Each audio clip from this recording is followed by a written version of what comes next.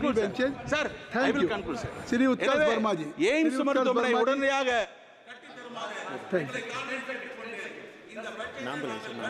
Shri Utkarsh Verma ji, बोल. இந்த பட்ஜெட்டிலே போதிய அம்சங்கள் இல்லை, நிறைவான அம்சங்களை கொண்டு மக்களுடைய ஏழை மக்களுடைய தீர்வு காண வேண்டும் என்று கேட்டுக்கொண்டு விடைபெறுகிறேன். நன்றி, வணக்கம். That's why Sangol is here. You must tell to Shri Utkarsh Verma ji. उत्कर्ष वर्मा जी. धन्यवाद अध्यक्ष महोदय, आपने मुझे स्वास्थ्य के विषय पर बोलने का अवसर दिया और अपनी पार्टी के नेता अखिलेश यादव जी को भी बहुत बहुत धन्यवाद देना चाहता हूं।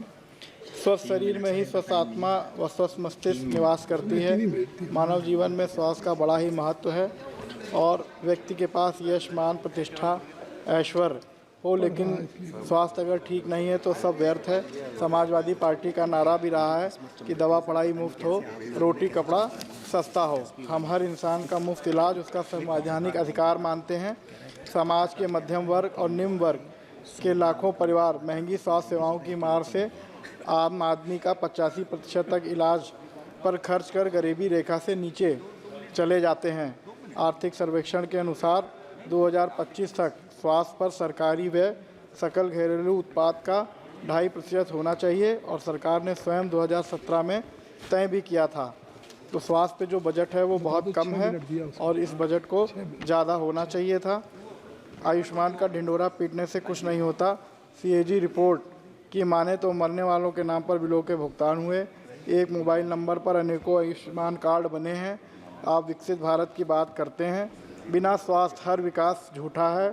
विकास के मापदंड हैं कि स्वास्थ्य, शिक्षा, रोजगार और फिर निर्माण। आप सिर्फ निर्माण के जरिए पूंजीपतियों की इच्छा पूर्ति कर रहे हैं। आप सिर्फ 2.1% GDP खर्च करके आप अमेरिका के 17.9%, चीन के 6% और ब्राज़ील के 9% GDP खर्च का मुकाबला करते हैं। मुझे लगता है कि आप विकसित भारत बनाने की दिशा में स्वास्थ्य के क्षेत्र में बेहद कमजोरी से काम कर रहे हैं।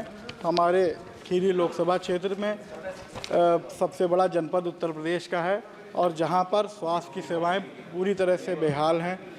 कई वर्षों से वहां पर एक हृदय रोग का विशेषज्ञ डॉक्टर तक नहीं आ पाया, जिसकी वजह से बहुत से लोगों की हृदय गति रुकने से मौत हो चुकी है।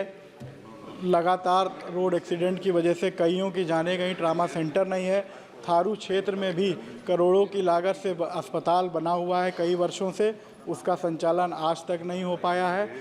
महंगी महंगी आधुनिक मशीनें ख़राब होती जा रही हैं, स्टाफ की कमी है, डॉक्टरों की कमी है और कहीं ना कहीं निघासन में भी एक दूरदर्श का ब्लॉक है जिसमें 100 विच्छेदन गृह बना हुआ है कई वर्षों से, जो आज तक उसका संचालन नहीं हो पाया है। बहुत लोगों को दिक्कतें होती हैं।